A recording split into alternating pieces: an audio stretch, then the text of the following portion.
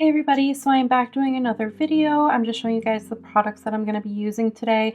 I'm using my Young Nails Protein Bond and their short forms. I am using my Glitter Bell size 12 acrylic brush today, the Young Nail Speed Clear and Cover Pink, and I am also using a colored acrylic from Mia's Secret. I think that's everything, but I'll let you guys know as I go through. So to start off, like I normally do when I'm sculpting nails, I am just kind of creating a connection between my natural nail and the form. I'm using clear for this. I prefer to use clear because it allows you to see your natural nail underneath. So as you redo your nails and clip off the free edge, you're able to see it. I also think it just looks a lot cleaner as it grows out, so I prefer to use clear when I'm doing this. Then once I do that, I go in with the Mia Secret Gold. This is a glitter acrylic, so I am using this to build out my platform as well as kind of blending it backwards towards my natural nail to create an ombre. I really love the way glitter ombres look. They're a very easy way to get a really fun sparkle design that looks like you put a lot of effort into it, but really it's not a whole lot of effort. So I am building these out into a stiletto nail. I really like stiletto for this length. I prefer tapered kind of shapes on my nails, so like a coffin or a tapered square or a stiletto versus like a more chunky type of shape, but go for whatever shape you prefer. I really like the way stiletto looks on myself though, so that's what I'm doing. I build out my free edge first, and then once I have it kind of where I want, I just make sure that my blend for my kind of ombre design is the way I like it. I don't try to perfect that right out the gate. All I do is try to make sure that that area is as thin as possible, since although that's your apex area and that's where you're going to have the thickest amount of product, I do find that it's very easy to file out your color in that area if you are encapsulating any type of glitter or color into your nails. So I try to keep that as thin as possible, and I'll focus on perfecting it after, which you just saw me do. And then once it's all the way I want it, I go ahead and I encapsulate the entire nail. I typically start off with my apex area, then I work back towards my cuticle, and then I'll focus on making sure that the tip is blended and has enough acrylic place there as well. So that is what you see me doing here. I typically work a little wetter because I am using a speed clear acrylic. The speed just tends to set up faster, so I tend to work on the wetter side just to kind of help combat the set time. Then I'm going to go in and do the same process on my ring finger. So everything's the same. Build out your platform, go in with your gold to do your ombre, and then cap in clear.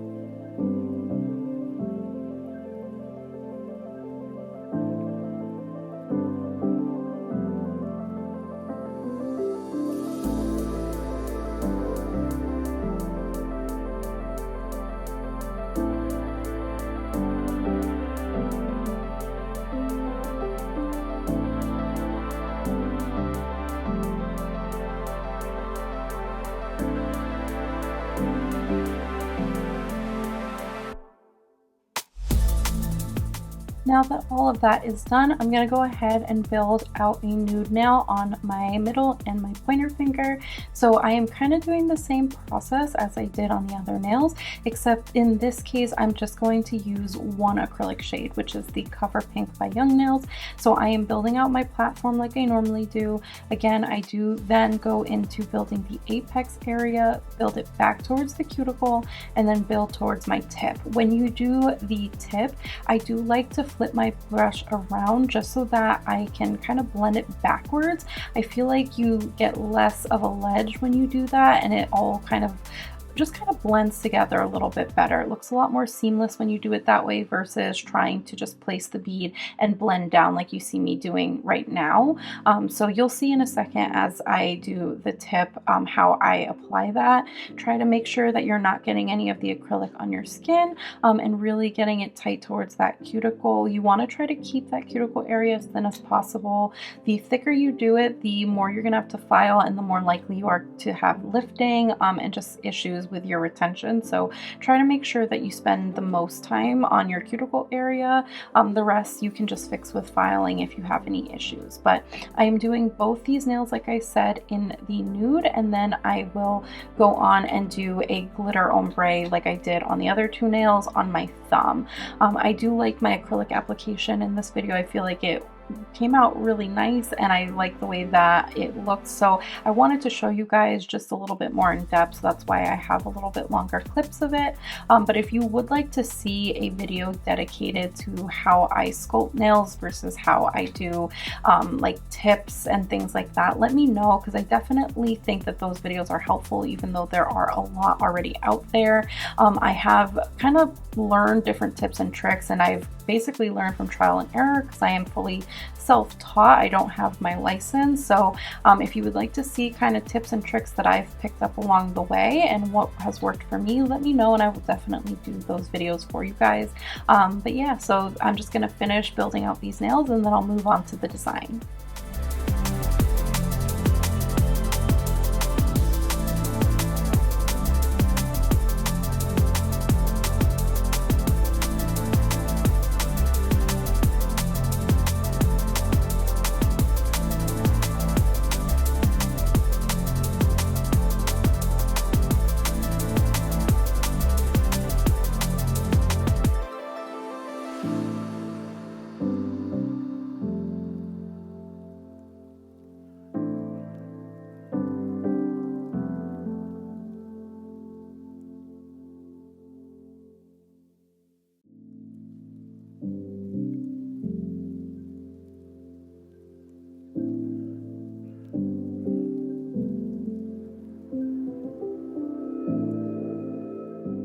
Now that all of that is placed, I'm going to go ahead with my design. Today I'm going to use a kind of chrome powder as my background. So I'm using my Valentino Beauty Pure Chrome Bond, and I am just applying this to my middle and pointer finger, and I'm curing it for 30 seconds only. That's very important.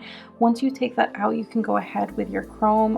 Today I'm actually just using, it says soap dye on it, but I am basically just using a standard mica powder. I don't feel like it's any different than the like labeled chrome powders that you can get off any like nail website. So for me this works just as good, and it's a lot cheaper and you get a lot more color. So I am using this. I initially started with using my little silicone applicator, but I'm super impatient, so I then went with my finger and just applied it that way.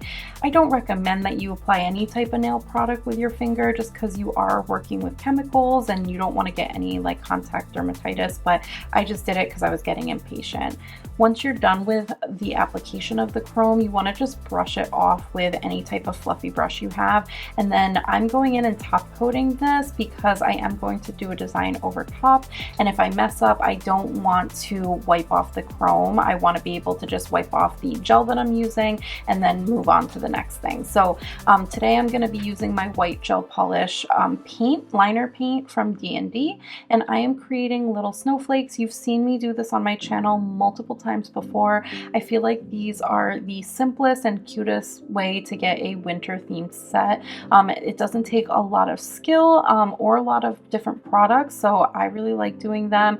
And I wanted this to match my other set, which is the gold, or sorry, not gold, the blue chrome design that I did. I do a video on that, which I will link down below and in the cards for you guys. But I am going to be doing this snowflake design on both my ring finger and my thumb, and then I will do a different design using the same gel paint on my middle and pointer fingers. So I'm just going to finish this up, and once I am done doing the snowflake designs, I am going to go in with that Glossit gel top coat from Not Polish and apply that to my thumb, my ring, and my pinky finger.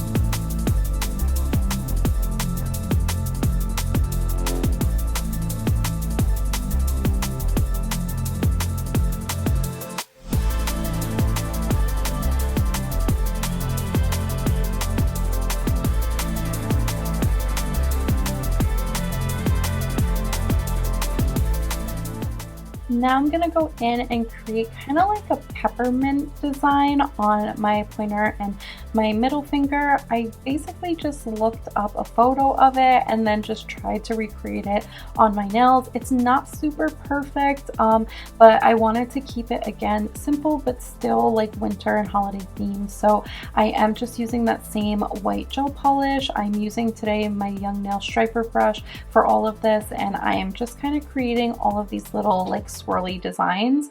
And then, because I wanted to kind of change it up and not have it look the same as the other nail, I decided I was going to kind of do a sugared effect. So I took my Not Polish clear acrylic, and before I cure this design, once I'm done, you know, drawing it all out, I do go in with that clear and I kind of sprinkle it over top for a few seconds, really try to get every area of that gel paint, and then I cure it with that clear acrylic on top. Once I cure it for about 30 seconds, I do brush it off with a fluffy brush and then do a final cure of 30 to 60 seconds to make sure that it is all completely solid and fully cured all the way through. I do 2 layers on each of these nails of this design. I feel like when you're doing a sugared effect with acrylic powder, it doesn't look the most 3D the first layer that you do. So when you do a second layer, it just builds it up a little bit thicker and really gives you that like full 3D effect. So I do 2 layers. So I'll do this process, add the acrylic, cure it fully, add more gel paint, add more acrylic, and cure that fully, so that it all just kind of raises up and looks a lot kind of fluffier, in my opinion. So I'm doing that same design on both of these nails, and once you're done with the sugared effect, you don't need to top coat again because you want to keep that like fluffy look to it. It won't go anywhere once you fully cure it. It's going to hold that acrylic in place, and your design will stay as you did it.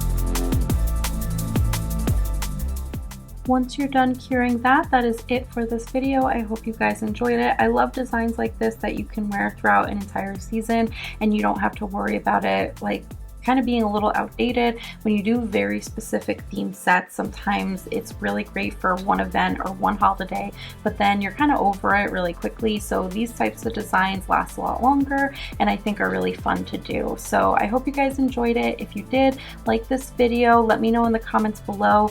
Also, let me know what you would like to see from me in the future and subscribe to my channel. It really means a lot. I'm hoping to reach 1,000 subscribers, so it would mean a lot if you guys would help me out with that goal. Other than that, I hope you guys are having a wonderful winter season and I will see you guys in my next one. Bye everybody.